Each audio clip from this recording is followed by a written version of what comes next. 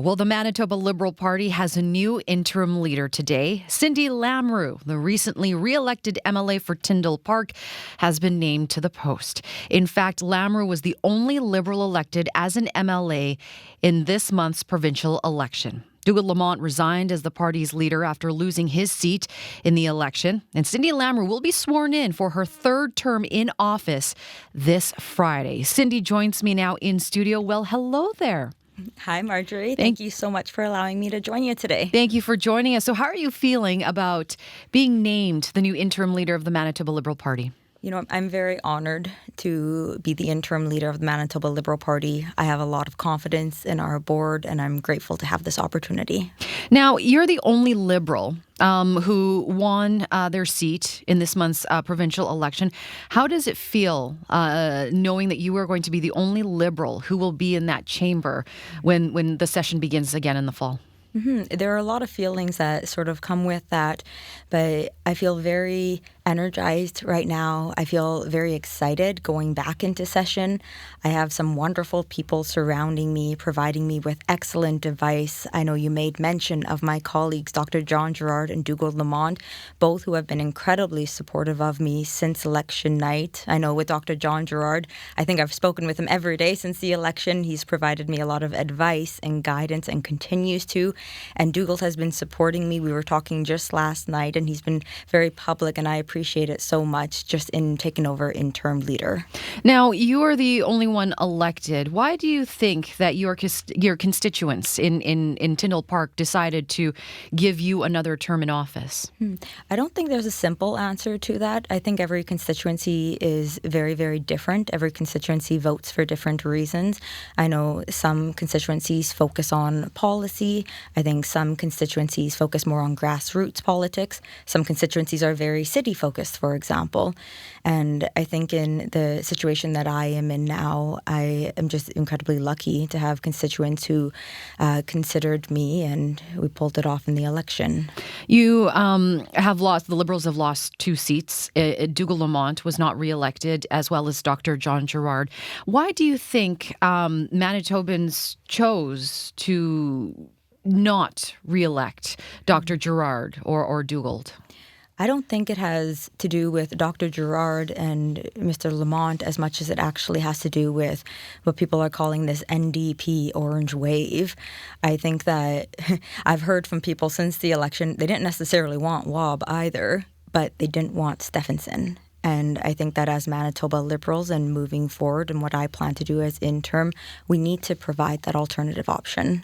So moving forward now, what does this mean for you in your approach on how you will approach your position there as the only Liberal? Have other parties approached you as the lone Liberal in the chamber? Other parties have approached me, but nothing that is out of the norms at this point. I try very hard to have relationships with every single MLA, no matter the party stripe. I think it's important that I can work with whoever is in government, whoever is the minister of the portfolios. And so I go out of my way to develop those relationships. And I think because of that, we've had lots of communication already. I also know that this is not new. I'm going into the legislature, yes, by myself, but I can reflect to whether it be Jon Gerrard or a woman who I deeply admire, Sharon Carstairs.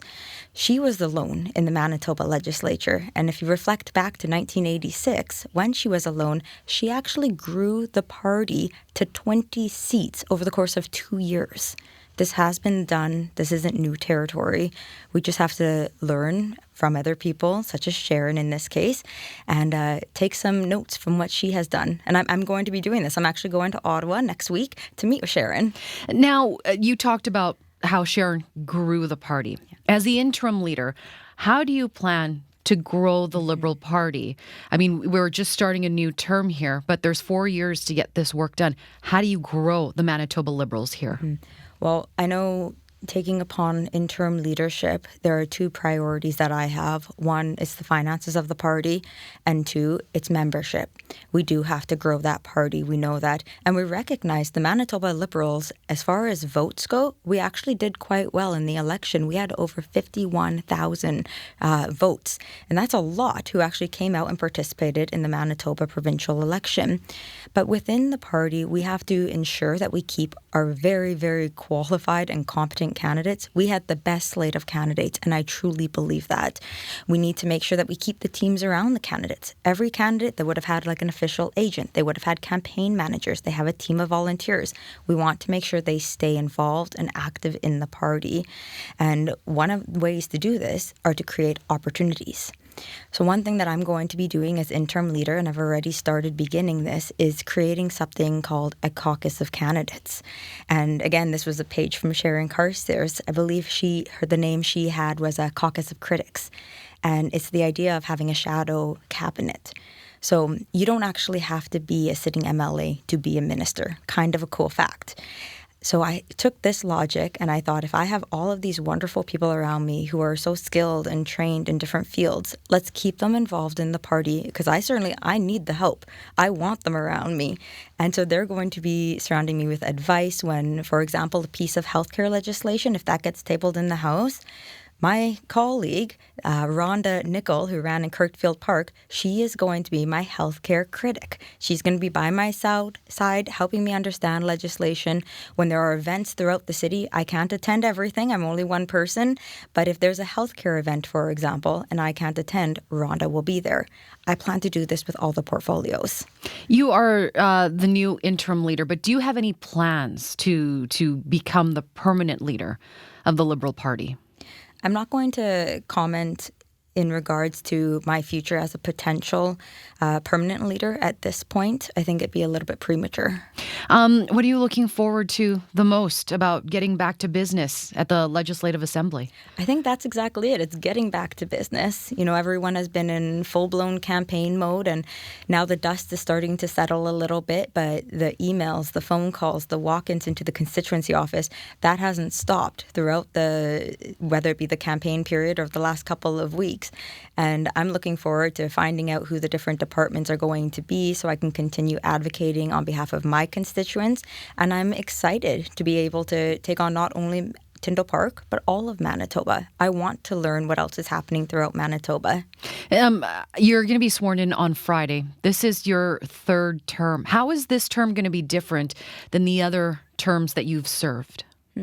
Well, I think the biggest difference is it is now an NDP government. The other two terms that I've served, they were both majority Conservative governments. So I expect a lot of different debate to be occurring inside of the House. Cindy, I really do appreciate you coming down and joining us in studio. Thank you so much for joining us today. Thank you so much.